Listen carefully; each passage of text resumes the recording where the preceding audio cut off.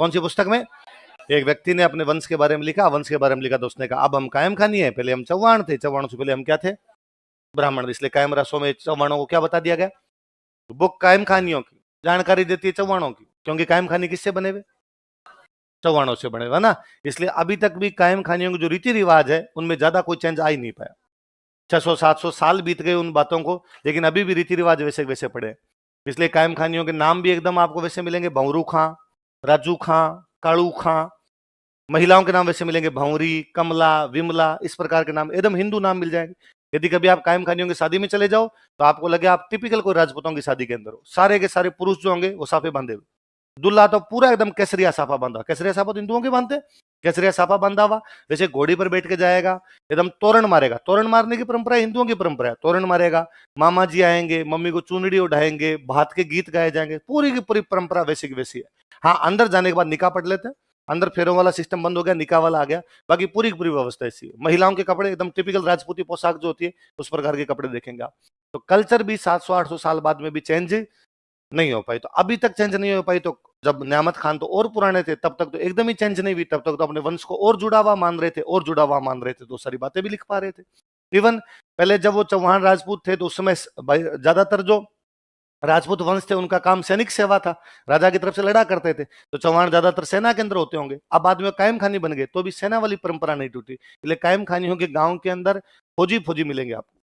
अभी भी झुंझुनू, सीकर, नागौर, चूरू साइड में जो कायम खानियों गांव है वहां पे फौजियों की भरमार है। इसलिए यदि कभी आप आजादी के बाद में राजस्थान में जो शहीद हुए हैं उनके अंदर आप यदि शौर्य चक्र, महावीर चक्र ये नाम देखेंगे तो उसमें कायम खानियों के भरपूर नाम है। और ये इधर के गांव के अंदर आप चले जाओ कायम खानियों को तो सुबह सुबह 4 बजे फर्राटे लगाते हुए लड़के मिल जाएंगे आपको, सेना की तैयारी करते हुए। परंपराएं जल्दी से टूटती नहीं है, आपकी पूजा पद्धतियां बदलती है, आपके धर्म बदलते हैं, आपकी संस्कृतियां कभी इतनी जल्दी बदलती। संस्कृतियां कभी धर्म पे डिपेंड नहीं करती, कल्चर हमेशा क्षेत्र पे, भूगोल पे डिपेंड करती है। जिस भूगोल के अंदर आप रहते थे वो आपकी संस्कृति है। उसके बाद आपने पूजा पद्धति बदल ली, पहले आप मंदिर में जाकर अगरबत्ती कर रहे थे, अब आपने मस्जिद में जाकर नमाज पढ़नी शुरू कर दी। इसके अलावा कोई ज्यादा चेंज आता, धीरे धीरे धीरे धीरे धीरे धीरे बहुत ज्यादा इन्फ्लुएंस हो तब जाके और चेंज दिखाई देने लगते हैं, वरना चेंज दिखाई देते नहीं। इसलिए दुनिया का सबसे बड़ा मुस्लिम राष्ट्र है इंडोनेशिया। कौन सा है दुनिया का सबसे बड़ा मुस्लिम राष्ट्र? कौन सा? दुनिया की सबसे अच्छी रामलीला इंडोनेशिया में होती है। सबसे अच्छी रामलीला कहाँ होती है?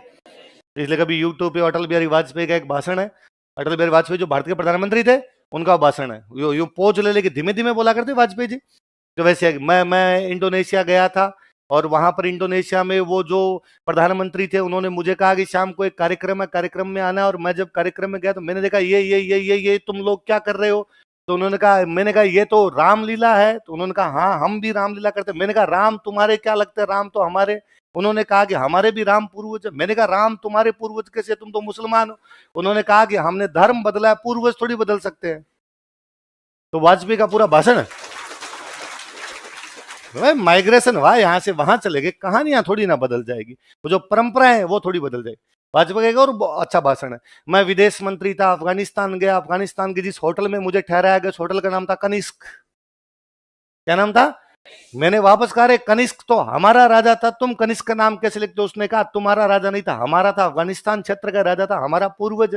अब हमारा धर्म बदल गया लेकिन हम है तो कनिष्क के वंश। मुझे अच्छा लगा कि हम पुराने टाइम में कहीं ना कहीं जाकर बंध जाते हैं आपस के अंदर। परंपराएं, संस्कृतियां इतनी जल्दी से मिटती, तो आपकी पूजा पद्धतियां चेंज हो सकती है, आपके विवाह के तरीके चेंज हो सकते हैं, आपका खान पान थोड़ा बहुत कोई चेंज हो सकता है, परंपराएं वैसी की वैसी बनी रहती है। वो कायम रसो नाम की बुक बताती है। एक मुस्लिम राइटर, एक मुस्लिम नवाब जब अपनी बुक लिख रहा है वो बता रहा है कि हम पहले चौहान थे, चौहान जो होते हैं वत्स गोत्रीय ब्राह्मण होते हैं। याद रहेगी बात? आगे लिखो।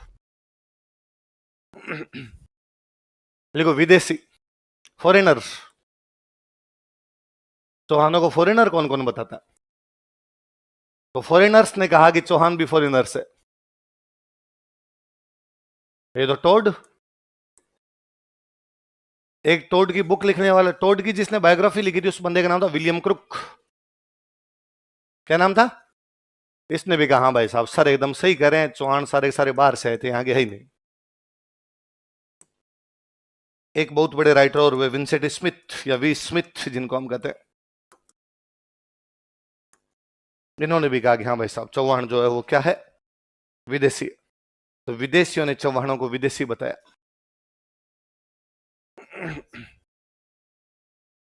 विदेशियों ने चौहानों को क्या बताया? विदेशी बताया। और चौहानों को नहीं, जो फॉरेन राइटर्स आए थे और बेसिकली जो अंग्रेजों के टाइम के राइटर, ये सारे अंग्रेज हैं, इनके सामने एक बड़ी शिकायत आई, या इनके सामने एक बड़ी दुविधा थी इनके सामने भी, कि जब अंग्रेजों ने भारत में अपना राज स्टेब्लिश कर लिया तो भारत के लोगों ने विरोध किया।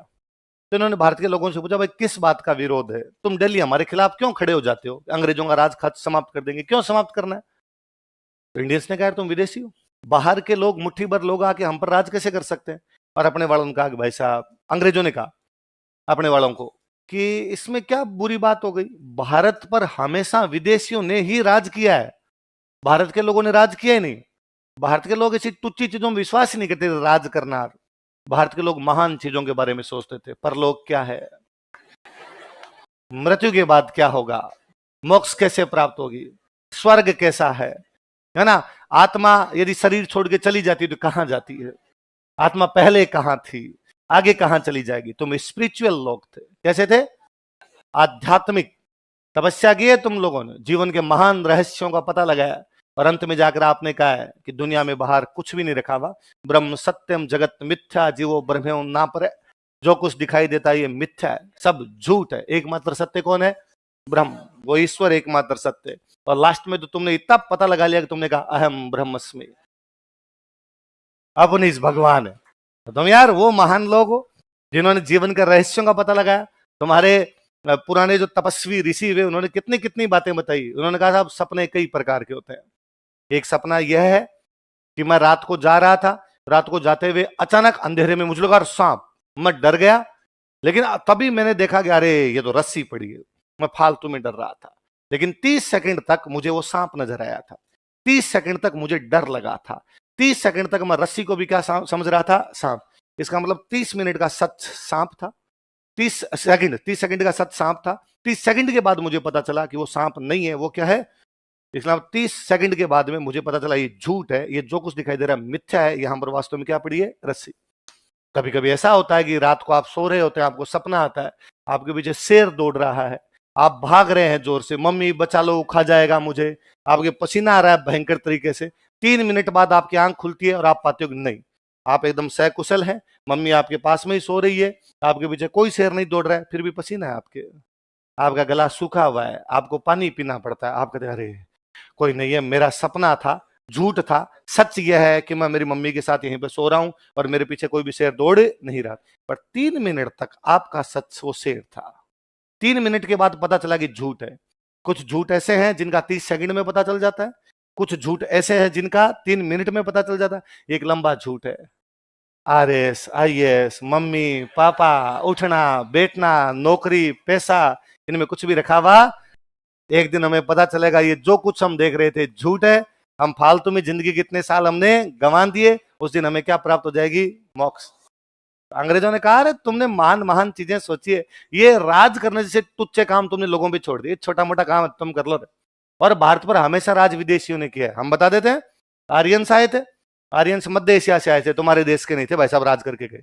शक, हूण और कुषाण आए थे, बाहर से आए थे, तुम्हारे देश के नहीं थे। तुम्हारे यहाँ पे अरब आए, तुम्हारे यहाँ पे मुगल आए, तुम्हारे यहाँ पे अफगान आए, तुम्हारे यहाँ पे तुर्क आए, तुम्हारे यहाँ पे पुर्तगाली आए, तुम्हारे यहाँ पे डच आए, सारे विदेशी हैं। अब हम आ गए। जब बाकी विदेशियों ने राज किया और तुमने उनका विरोध नहीं किया, हमारा क्यों? हमने कौन सी मोरने के बाटे मारे हैं? हम भी तुम्हारे लोग हैं, हमें भी राज करने दो। अपने वालों का होल्ड ब्रो होल्ड।